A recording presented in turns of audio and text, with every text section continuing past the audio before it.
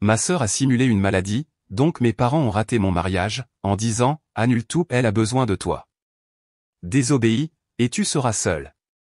J'ai coupé tout contact. 12 ans plus tard, ils m'ont retrouvé et ont fait irruption seulement pour se figer sous le choc quand ils ont vu ce qu'il y avait à l'intérieur. Mon nom est Florence et au début de l'année dernière, lorsque l'hiver commençait tout juste à s'installer et que les rues vespérales de la ville étaient remplies de l'arôme de cannelle et de chocolat chaud, sans m'en rendre compte, j'ai légèrement abusé des plats exquis. Qu'il s'agisse d'une soupe crémeuse de potiron rôti à la muscade ou d'un copieux goulash qui mijotait à feu doux presque toute la journée et exhalait une ambiance chaleureuse rappelant une vieille couverture couvrant vos épaules par une soirée fraîche, ces petites constellations gastronomiques, comme cela arrive souvent pendant la saison froide, se sont avérées être une surprise pas si petite, 5 kg, ce que je n'avais pas remarqué au début, mais la balance, perfidement silencieuse pendant les fêtes, n'a pas menti au début de janvier. Maintenant que j'ai 43 ans et que la femme que je vois dans le miroir n'est plus la même jeune fille insouciante aux cheveux blonds jusqu'à la taille, mais une femme avec plus d'histoire dans les yeux que vous n'en trouverez dans n'importe quelle bibliothèque, je suis au régime, essayant de redonner à mon corps la légèreté et la clarté dont j'ai besoin, pas seulement pour ma robe de Noël, mais pour moi-même. Après tout, la saison des fêtes approche. Un moment où les tables ploient sous les délices et où chaque repas est accompagné de mots chaleureux apportant rire et une deuxième et parfois troisième part de tarte. Mon plan est simple. Perdre du poids maintenant afin de ne pas me sentir coupable de chaque faiblesse calorique plus tard, car je sais pertinemment qu'il sera difficile de résister. Cela semble être la stratégie parfaite, n'est-ce pas? Surtout considérant le marathon culinaire qui commence avec les premières festivités de fin d'année et se termine par du champagne au 12e coup de minuit. Et pourtant, il y a un délicieux dilemme dans ce plan. Comment faire sans un morceau de chocolat le jour de la Saint-Valentin? Même maintenant, la seule idée du goût soyeux d'une truffe noire avec une touche de framboise me met l'eau à la bouche. Je souris, regardant par la fenêtre où les branches d'un vieux érable sont couvertes de givre. Et je pense que cette année, comme n'importe quelle autre, pourrait bien se terminer avec quelques kilos en trop. Et peut-être que ce n'est même pas le pire. Laissez-moi vous raconter une histoire d'hiver. Une histoire qui m'est arrivée quand j'avais seulement 23 ans. Je sortais déjà avec Antoine depuis plusieurs années. Intelligent, calme, un peu pensif, avec ce regard rare dans lequel je ressentais confiance et paix à la fois. Nous savions que nous allions vers quelque chose de sérieux. Et à un moment donné, les fiançailles sont devenues une question de temps, pas de doute. C'est alors qu'est arrivé le moment qui semblait si important et excitant. Je devais le présenter officiellement à mes parents. Cette soirée n'était pas qu'un simple dîner. C'était comme un prologue au futur mariage, comme un droit d'acceptation. Maman a immédiatement remarqué ses manières, et papa a remarqué la façon dont Antoine me tenait la main. Mes parents étaient ravis. On le sentait même dans leur regard silencieux à table, comme s'ils voyaient en lui quelqu'un à qui ils pouvaient confier leur fille. Tout se déroulait exactement comme j'en rêvais, une conversation calme pendant le dîner, le regard de papa plein d'approbation, et les sourires chaleureux de maman alors qu'elle mettait une autre cuillerée de son ragoût fétiche dans l'assiette d'Antoine. Mais tout a changé lorsque le bruit des clés s'est fait entendre dans le couloir, et que ma sœur Sylvie est apparue sur le seuil.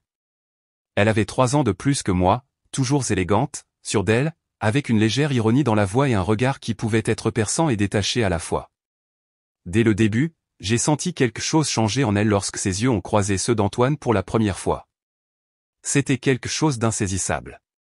Son expression a changé, et moi, la connaissant mieux que personne, j'ai immédiatement compris. Elle était inexplicablement, soudainement et, il me semblait, irrémédiablement attirée par lui. Et avant de continuer, écrivez dans les commentaires de quelle ville vous regardez cette vidéo. Bon visionnage. Les sœurs, comme vous le savez, ont un sens particulier l'une pour l'autre. Nous n'avons pas besoin de mots pour comprendre ce qui se passe à l'intérieur. Et il ne m'a pas fallu une minute pour réaliser que Sylvie était tombée amoureuse d'Antoine au premier regard. J'ai alors espéré que ce n'était qu'une émotion passagère, un éclair que le bon sens éteindrait. Mais lorsqu'elle s'est approchée de lui, rougissant profondément et, de manière inattendue pour tout le monde, s'est agrippée à sa main, attirée vers lui si près comme si nous n'étions pas du tout en cercle familial, mais à une réception romantique, je me suis senti mal à l'aise. J'ai remarqué son expression rêveuse, celle que Sylvie a quand elle parle de quelque chose de désiré, généralement inaccessible. Cela semblait inapproprié, gênant et franchement offensant. Après tout, ce n'était pas juste un homme qui pourrait lui plaire. C'était mon fiancé, l'homme avec qui j'avais fait des projets, celui à qui j'avais confié mon amour et mon avenir. Et pourtant, j'ai décidé de ne pas en faire une scène. J'ai mis ça sur le compte d'une étrange impulsion, peut-être la soudaine solitude qui parfois envahit même les plus forts. Je croyais, ou voulais croire, qu'elle ne mettrait pas ses sentiments en action. Mais les choses ont dégénéré rapidement le lendemain. Antoine venait de sortir de la douche, enveloppé dans une serviette, les cheveux encore humides, quand Sylvie a littéralement fait irruption dans ma chambre, les yeux pleins de détermination et de colère. Sans même dire bonjour, elle m'a sauté dessus, exigeant que je rompe les fiançailles immédiatement. Ses mots étaient tranchants, comme des lames aiguisées. Elle accusait Antoine d'être un coureur de jupons, de ne pas être celui qu'il prétendait être, et de ne tout simplement pas voir l'évidence. J'ai essayé de demander sur quoi se basaient ces accusations, mais elle m'a simplement écarté d'un geste, disant qu'elle se fiait à l'intuition féminine. En même temps, pour autant que je sache, Sylvie n'avait jamais été dans une relation sérieuse. Ayant vécu côte à côte avec Antoine pendant plusieurs années, je le savais une personne honnête, fiable, incapable de jouer avec les sentiments. Par conséquent, son intuition me semblait, pour le moins, peu convaincante. J'ai décidé de rester fidèle aux sentiments que je savais être les miens. Je faisais confiance à Antoine et me suis concentré sur notre relation, essayant de ne pas me laisser entraîner dans le drame qui commençait à se dérouler dans l'ombre de mon bonheur. Bien sûr, je n'ai pas pris ces mots trop au sérieux et les ai simplement écartés avec une certaine indifférence, disant « Oui, Sylvie, je ferai attention ». À partir de ce jour-là, Antoine a commencé à venir plus souvent chez nous. Il disait vouloir renforcer les liens avec ma famille, et ça sonnait sincère. Je trouvais ça gentil. Après tout, construire une bonne relation avec les parents de ma famille pas toujours simple, mais aimés, n'était pas la moindre des choses à ses yeux. Je voyais à quel point il s'efforçait, et j'espérais que tout cela nous mènerait vers ce futur harmonieux que j'avais déjà commencé à dessiner dans mes pensées. Les choses étaient devenues gênantes, cependant, à cause des actions de ma sœur. Et il m'avait fallu un certain temps pour réaliser à quel point son affection pour Antoine était profonde, jusqu'à un soir où nous étions seuls et où il a froncé les sourcils et dit à voix basse, « Florence, il faut qu'on parle. C'est à propos de ta sœur. » J'ai senti ma poitrine se serrer, le ton de sa voix n'était pas bon. Et puis il a commencé à me raconter comment, chaque fois que je n'étais pas là, Sylvie se montrait excessivement familière avec lui, comme si le fait qu'il soit mon fiancé, l'homme avec qui je construisais ma vie, ne la dérangeait pas. Elle lui attrapait la main, se serrait contre lui, comme par accident, mais trop souvent pour des accidents, et une fois, en se penchant pour ramasser une boucle d'oreille qu'elle avait soi-disant laissé tomber, elle est tombée si opportunément qu'elle a fini étendue à ses pieds, révélant ses sous-vêtements, comme selon un scénario qu'elle avait prémédité. Antoine, heureusement, trouvait toutes ces manigances plus comiques qu'alléchantes. Et bien qu'il dise cela avec un sourire, je lisais une certaine tension dans ses yeux. « Je suis même gêné de te raconter ça », ajouta-t-il. Mais elle m'a demandé une fois si je pensais que tu étais un peu immature. Je me suis figé. C'était comme si quelqu'un avait aspiré tout l'air de la pièce d'un seul coup. Je connaissais bien ma sœur, et je pouvais facilement l'imaginer dire cela avec une fausse aisance, se cachant derrière un sourire teinté d'une envie piquante. Il s'est avéré qu'elle est même allée plus loin, lui demandant ses coordonnées, soi-disant pour lui envoyer une vidéo amusante qui décrivait parfaitement son sens de l'humour. J'ai écouté son histoire sans l'interrompre, tremblant intérieurement, non pas de jalousie, mais d'incompréhension. Comment une personne qui a grandi dans la même famille sous le même toit pouvait-elle franchir les limites aussi effrontément ? Antoine a admis qu'il ne savait pas quoi faire car il était impossible de la refuser catégoriquement sans provoquer de tempête familiale. « C'est ta sœur ?» a-t-il dit, me regardant avec une expression coupable. J'ai hoché la tête. Oui, c'était exactement ce qui rendait la situation si déroutante.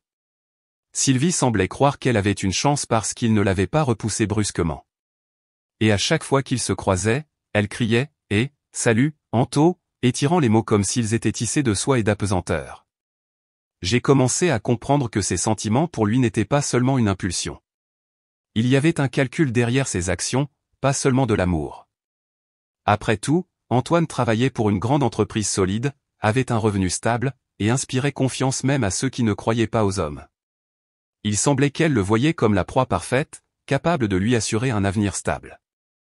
Un jour, je l'ai entendu dire à ma mère, « Il est si fiable, et il a un visage qu'il est tout simplement impossible de ne pas aimer. » Ma mère a hoché la tête en réponse, n'exprimant ni surprise ni condamnation. Et ce silence me semblait le plus terrible car il signifiait le consentement. Aucun de mes parents n'a dit un mot sur son comportement inapproprié, même quand c'est devenu évident. Mais pour être honnête, ce silence n'était rien de nouveau pour moi. D'aussi loin que je me souvienne, mes parents avaient toujours été quelque peu passifs face aux frasques de ma sœur. Elle avait toujours été traitée comme une sœur gâtée dont le comportement était justifié du mieux qu'il pouvait, comme si ce n'était pas une adulte devant eux, mais une fille encore en quête d'elle-même. Une fois, lors d'un dîner familial, on lui a demandé de réchauffer les accompagnements, et elle a mis une assiette en plastique dans le four, ne sachant pas qu'elle n'était pas résistante à la chaleur. En conséquence, toute la cuisine a été remplie de l'odeur de plastique fondu dans une panique dont elle n'avait même pas honte. Elle ne se distinguait pas non plus par sa diligence dans les études et le sport.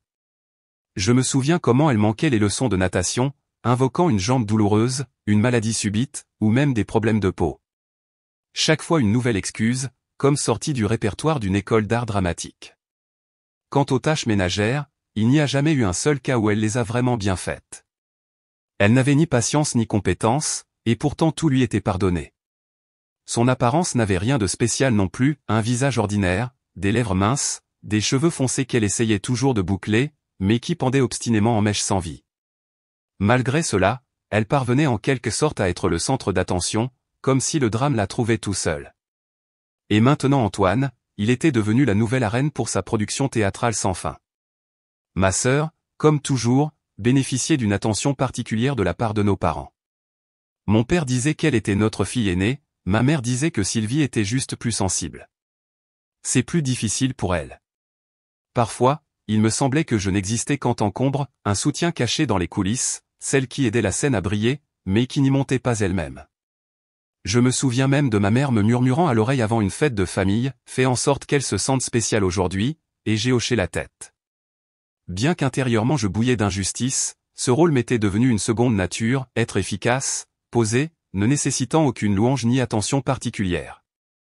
Je terminais rapidement les tâches, savais toujours quoi faire et comment le faire, et le faisais sans me plaindre. Peut-être que les adultes n'étaient tout simplement pas intéressés à encadrer quelqu'un qui pouvait tout faire de toute façon. Alors les besoins de Sylvie devenaient toujours une priorité, et les miens étaient relégués au second plan. Progressivement, j'ai commencé à cacher mes succès afin de ne pas sembler trop brillante à côté de ma sœur.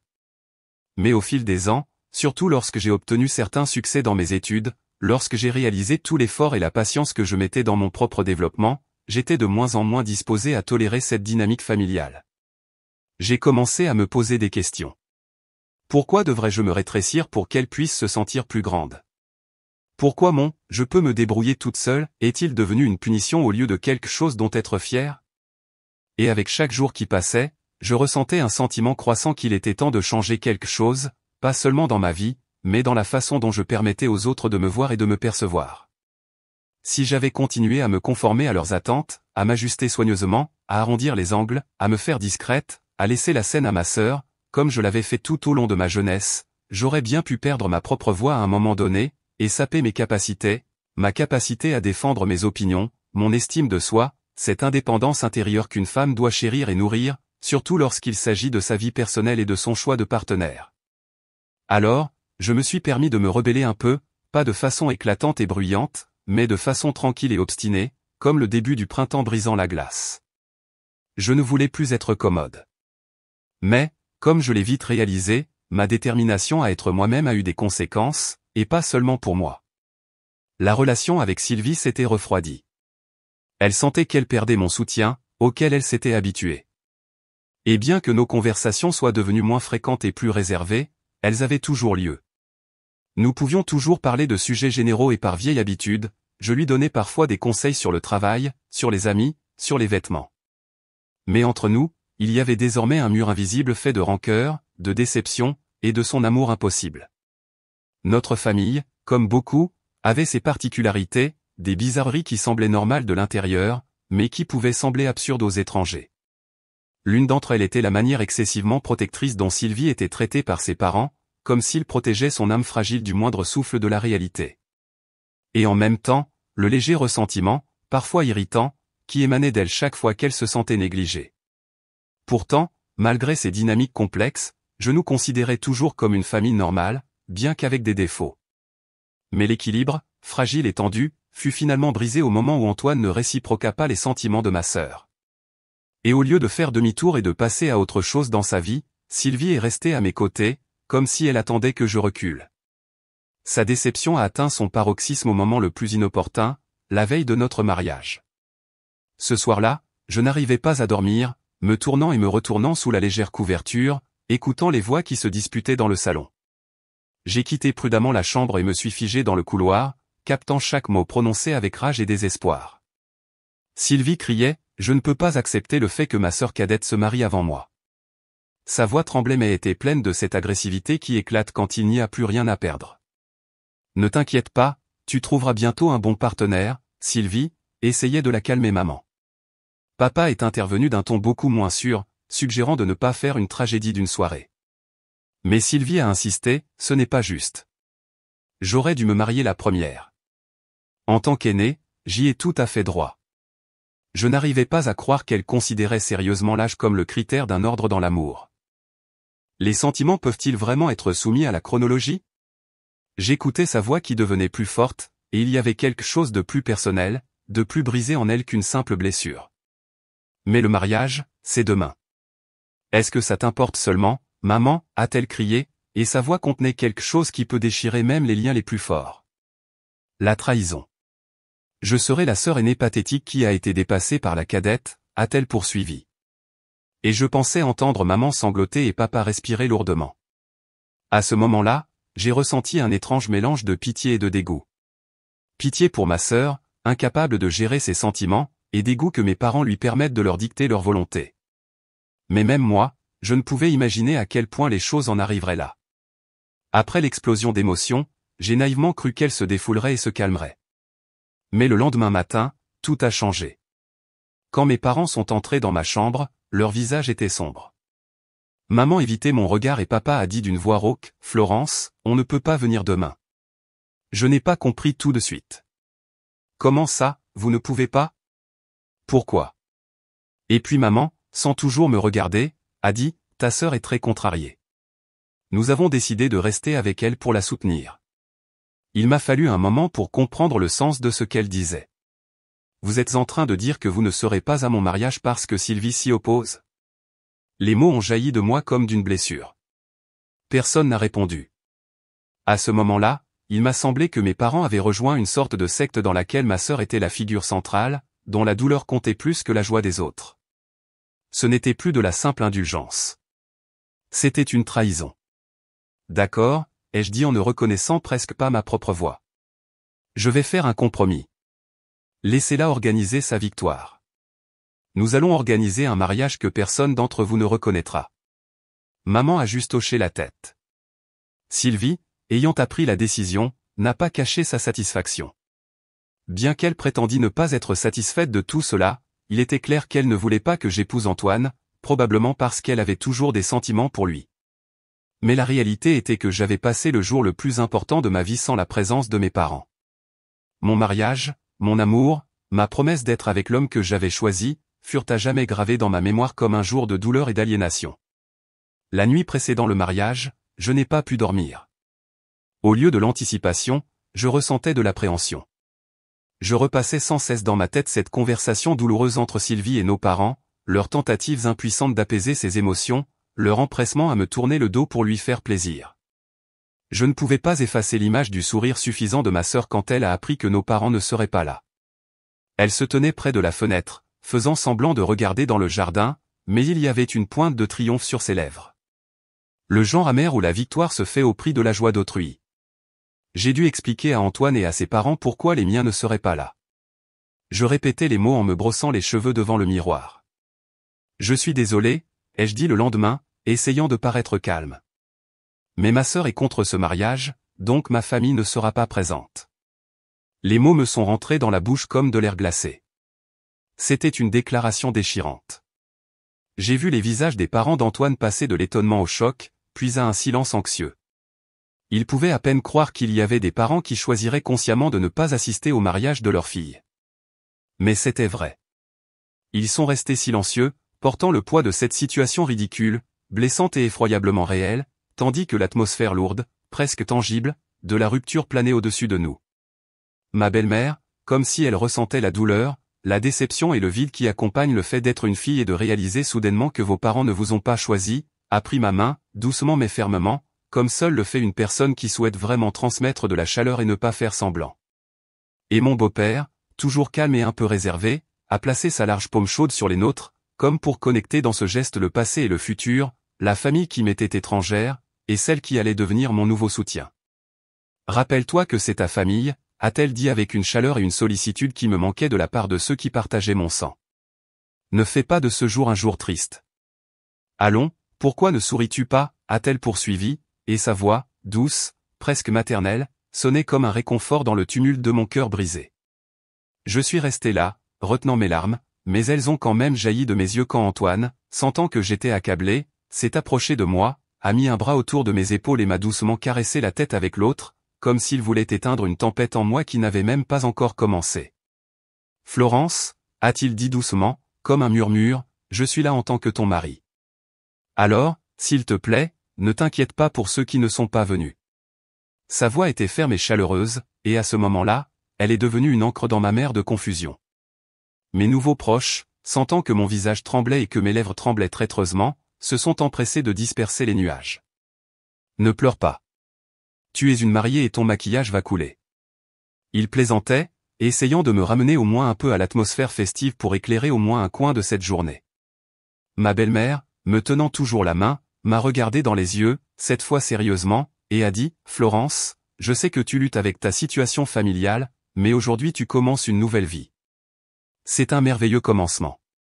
Concentrons-nous sur la création de notre propre famille malgré ce sentiment d'abandon. » Ces mots ne m'ont pas transpercé de douleur, mais plutôt comme un rappel que j'avais le droit de construire le bonheur sans regarder en arrière. Quand elle m'a serré dans ses bras, j'ai senti dans cette étreinte le soin même qui m'avait manqué ces dernières semaines. Et quand Antoine et mon beau-père nous ont rejoints, m'enveloppant comme un bouclier d'amour, j'ai commencé à respirer un peu plus facilement. Je me suis répété silencieusement, c'est un nouveau commencement. Et les mots ont commencé à se déposer quelque part au fond de moi, comme une graine d'où quelque chose de nouveau pourrait peut-être germer. Ce jour-là, Antoine et moi nous sommes mariés sans les grands discours de nos parents, sans le toast larmoyant de notre mère ni le regard approbateur de notre père, mais avec la certitude que c'était notre histoire, et qu'elle avait commencé, quoi qu'il arrive. 13 ans ont passé.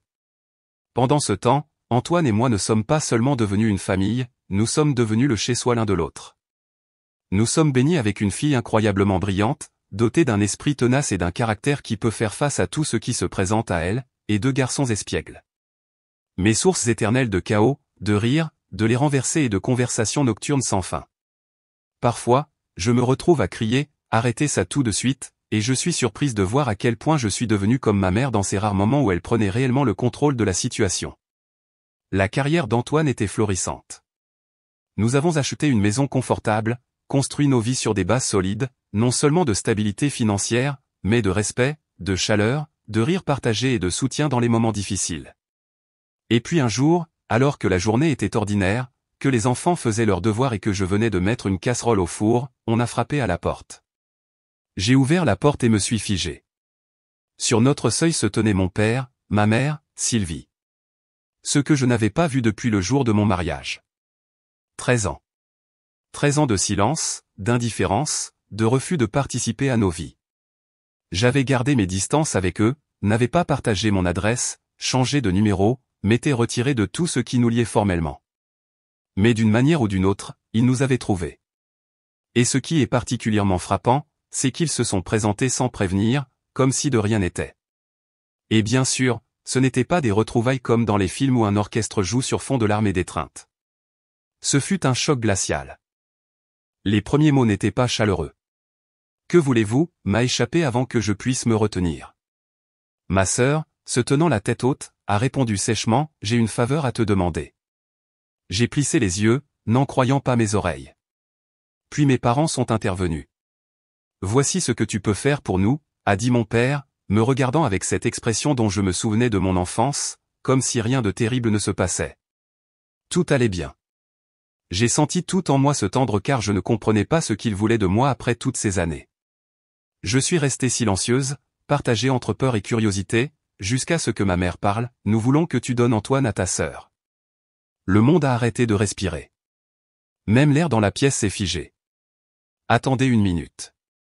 Comment ça, il faut que je donne Antoine, ai-je soufflé, sentant quelque chose se briser en moi. Ce n'était pas de la douleur. C'était le choc. Les mots sont restés suspendus dans l'air comme de lourds nuages avant une tempête. Antoine, debout derrière moi, a fait un pas en avant, n'en croyant pas ses oreilles. Mes parents se sont tus, mais ils ont détourné le regard. Seule Sylvie se tenait fièrement, suffisante, comme si elle vivait encore dans ce moment où ses sentiments comptaient, malgré le fait qu'elle avait 40 ans, toujours célibataire, et comme je l'ai appris plus tard, qu'elle avait récemment perdu son emploi lorsque son entreprise a fait faillite. Mon père a finalement parlé, ce n'est pas facile d'être seul. Nous nous inquiétons pour l'avenir de ta sœur. Et il a ajouté, baissant la voix, tu devrais comprendre aussi. En tant que sœur, tu devrais ressentir la même chose. J'ai rejeté leurs arguments d'un ton ferme, non, je ne crois pas, et bien que la rage s'enflammait en moi, me brûlant comme du feu parcourant mes veines, extérieurement je suis restée calme et silencieuse, me retenant et observant ce qu'ils allaient dire ensuite, car j'étais intéressé de voir jusqu'où leur absurdité pouvait aller. Mais plus mon père parlait, plus ma déception grandissait, et ses mots devenaient de plus en plus absurdes, comme tirés d'un script théâtral fou. Elle a toujours été comme Antoine, a-t-il commencé comme si cela suffisait à expliquer. Et elle est toujours seule à cause de ça. Il a dit cela avec une triste gravité, comme s'il ne remarquait pas l'énormité de ses paroles. Et puis il a continué, toujours de la même voix égale, tu as déjà passé du temps avec Antoine, n'est-ce pas? Pourrais-tu s'il te plaît laisser ta sœur être avec lui pour le reste de sa vie? J'ai fait un pas en arrière involontaire, comme si ces mots pouvaient me toucher physiquement. Que voulez-vous dire, ai-je demandé, ne cachant plus mon incrédulité. Antoine se tenait à proximité, également choqué, cherchant ses mots, mais incapable d'en trouver qui puissent exprimer adéquatement notre stupéfaction. Pendant ce temps, mes parents continuaient de plaider comme s'ils ne nous avaient pas entendus. Et Sylvie, sans vergogne, nous regardait avec une expression de confiance et d'espoir, comme si tout se passait selon le plan. Considérant comment toute notre vie de famille était construite autour de ses caprices, il n'était pas étonnant qu'elle croyait que cette fois aussi, son souhait serait exaucé. Je suis restée là, stupéfaite, comme si c'était un mauvais rêve que je ne pouvais pas arrêter. Antoine m'a discrètement tiré à paré, se penchant près de mon oreille, a murmuré, c'est peut-être l'occasion de mettre fin à tout ça. Tu te souviens de cette blague que tu as racontée quand tu étais ivre? On dirait qu'elle prend vie. Je me suis souvenu que j'avais dit en riant une fois que si les choses allaient trop loin, on pourrait jouer la comédie mélodramatique juste pour montrer l'absurdité de la situation. Et maintenant, chose étrange, cela semblait être une porte de sortie. Nous nous sommes redressés, avons expiré, et nous sommes tournés vers ma famille. Aimes-tu vraiment Antoine à ce point, ai-je demandé directement à Sylvie avec une sincérité feinte, et bien que ma voix tremblait de tension, j'ai parlé calmement. Elle a été prise au dépourvu par ma question, la bouche légèrement ouverte, comme si elle ne s'attendait pas à ce que je la pose si simplement, sans malice. Oui, a-t-elle murmuré enfin. Je l'ai vraiment aimé tout ce temps. C'est beaucoup de temps pour continuer à aimer quelqu'un qui est marié à quelqu'un d'autre, ai-je dit. Il y avait une telle conviction dans sa voix que pendant un instant je me suis senti mal à l'aise. C'était si douloureux de vous voir ensemble. J'aurais dû être celle avec lui, a-t-elle ajouté, les yeux brillants de tension. J'ai vu les lèvres d'Antoine tressaillir comme s'il s'efforçait de ne pas sourire en coin. Si tu l'aimes à ce point, ai-je dit doucement, comme pensant tout haut. Alors peut-être que je m'effacerai. Mes mots sont restés suspendus dans l'air comme un nuage d'orage, et le choc était écrit sur tous les visages, surtout ceux de mes parents. Tu n'aimes pas Antoine non plus, a interjeté maman, le désespoir dans la voix. Mais alors Antoine, entrant dans le jeu, a soupiré théâtralement et a dit, pour être honnête, j'ai toujours eu des sentiments pour Sylvie. Le visage de ma sœur s'est illuminé. Ses yeux étincelaient de joie. Et elle a murmuré, je le savais. Cet échange surréaliste a plané dans un silence tendu, et seul Antoine et moi savions jusqu'où nous étions prêts à aller pour souligner l'absurdité de ce qui se passait. Nous regardions leurs visages, retenant le rire qui menaçait d'éclater car tout cela ressemblait à une comédie tragique se déroulant dans le salon sur fond de folie familiale. En réalité, bien sûr, nous étions profondément liés. Nous étions le chez-soi l'un de l'autre. Mais parfois, la seule façon de montrer à quel point une situation est absurde est d'y adhérer à l'extrême. Alors que je serrais Antoine dans mes bras comme pour tirer un trait sur cette performance, j'ai senti ses épaules trembler. Et quand je l'ai regardé, ses yeux pétillaient de rire contenu. Amour taquin. J'attendais ce moment, a-t-il murmuré, essayant de paraître sérieux, mais sa voix le trahissait. Il a même essayé de faire semblant de pleurer, baissant la tête et haussant les épaules. Mais il était clair, à voir ses épaules trembler, qu'il était au bord du fou rire. Nous devons juste traverser ce petit spectacle, ai-je murmuré à son oreille. Nous serons toujours ensemble, et personne ne détruira ce que nous avons bâti. Mais avant que nous puissions mettre le point final à cette scène, Sylvie, comme si elle s'était enfin immergée dans l'illusion, a commencé à parler à Antoine comme s'ils avaient été proches pendant des années, comme si elle avait passé toutes ces 13 années avec lui dans un monde parallèle. Cela sonnait si naturel, comme si, dans son imagination, elle vivait une saga romantique où il n'y avait qu'elle et lui, sans obstacle, sans souvenir du passé, sans épouse réelle.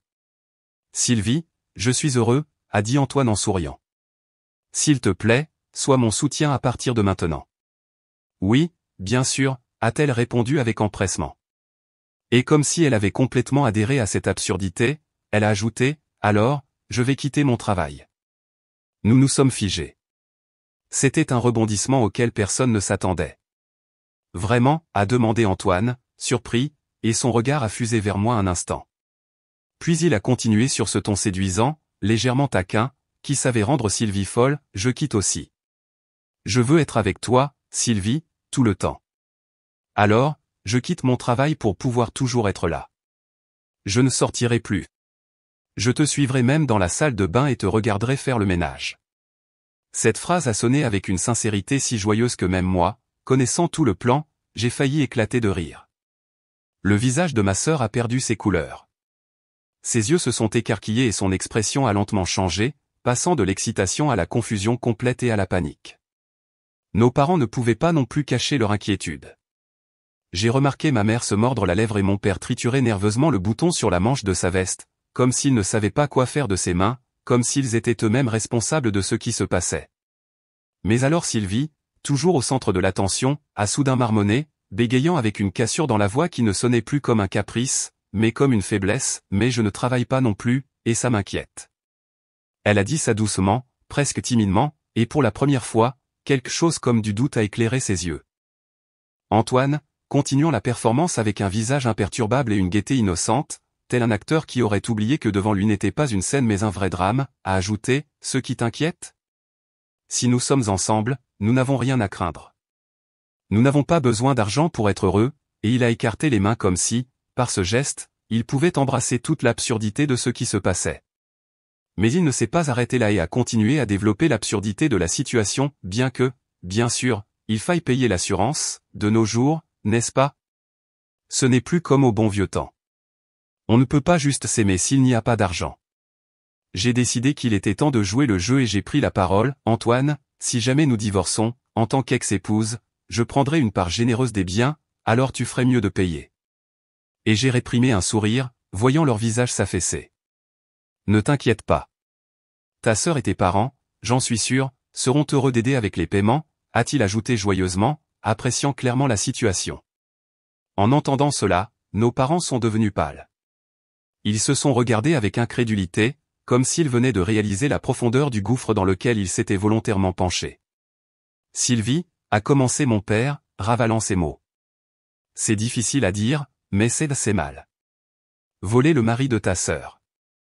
Il a dit cela hésitamment comme s'il avait peur de détruire la fragile illusion. Exactement, Sylvie, ai-je dit avec une froide assurance. C'est vraiment le cas. J'ai regardé l'attentivement, attendant de voir une sorte de réaction, et j'ai vu comment son visage devenait vide, sans l'excitation précédente, comme si toute la passion antérieure s'en était écoulée. Comme si soudain les parents commençaient à voir la lumière. « De quoi parlez-vous » a crié Sylvie. « Mais vous avez promis de me donner Antoine. » Sa voix tremblait. Elle approchait de l'hystérie, comme une personne qui venait d'être trahie. Sylvie, a commencé maman, mais sa fille l'a interrompu, je ne veux pas entendre ça.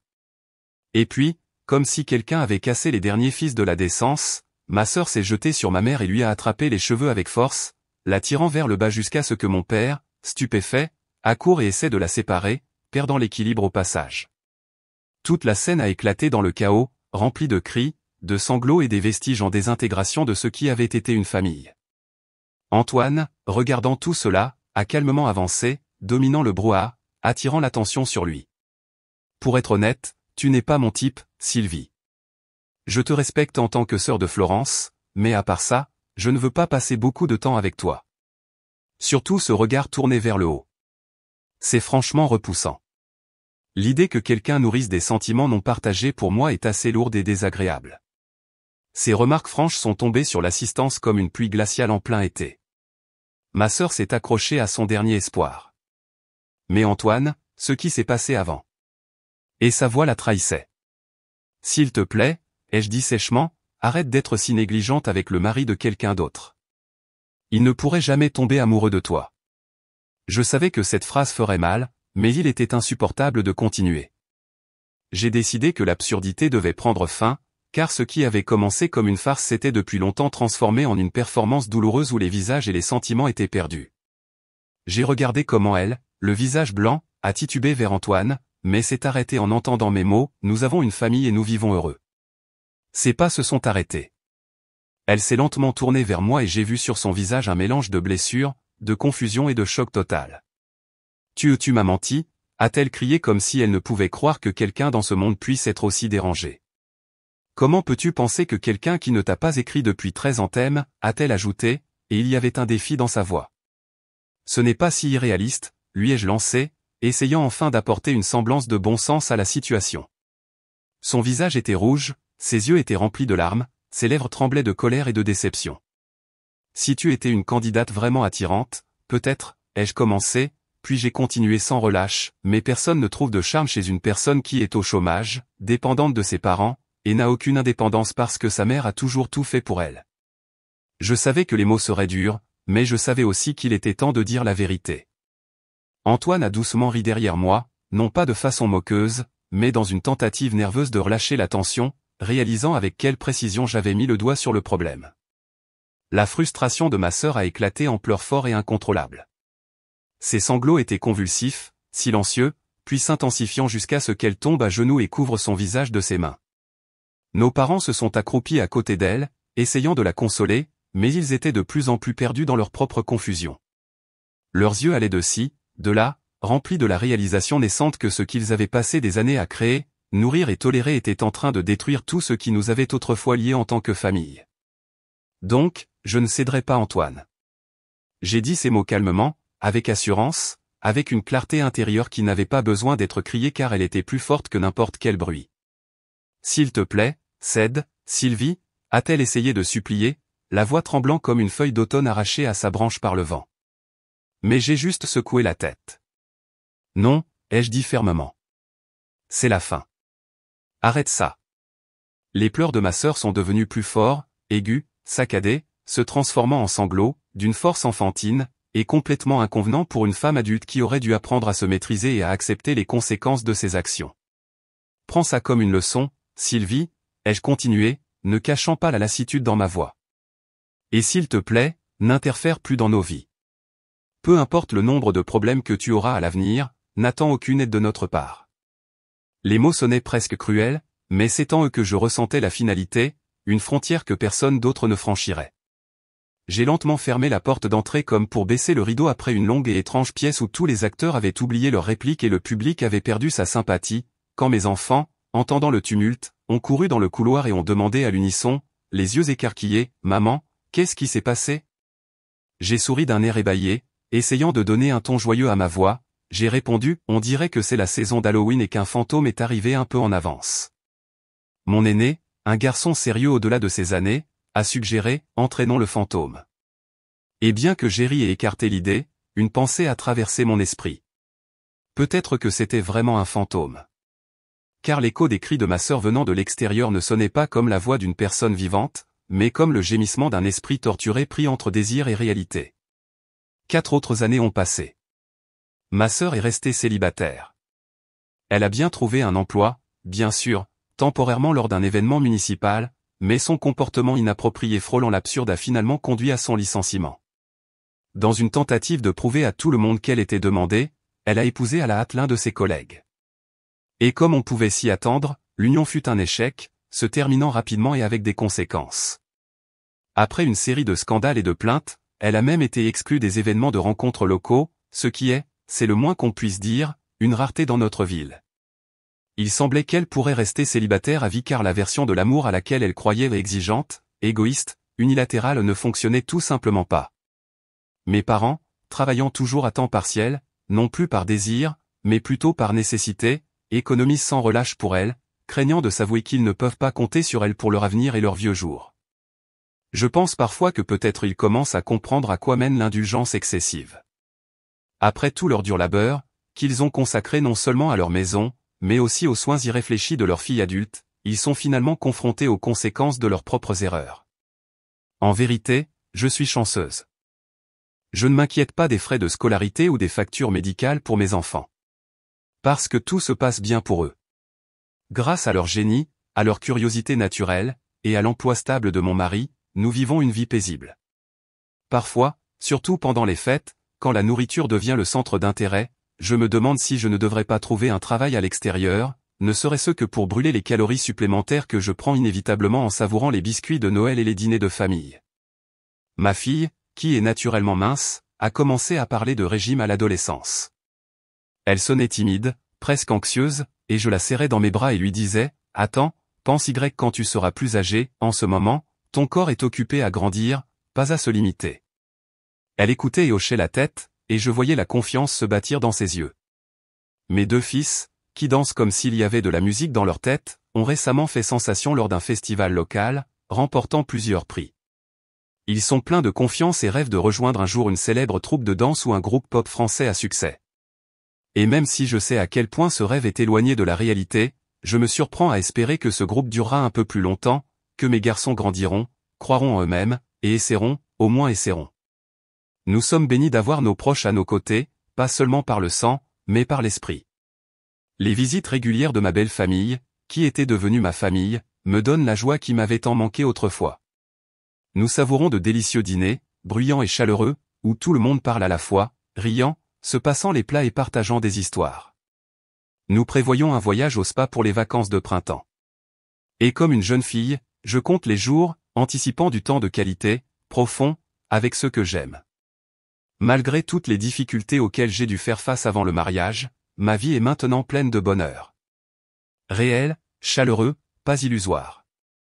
Je sens chaque jour comment les liens familiaux se renforcent, comment nous grandissons ensemble, rions, nous soutenons les uns les autres.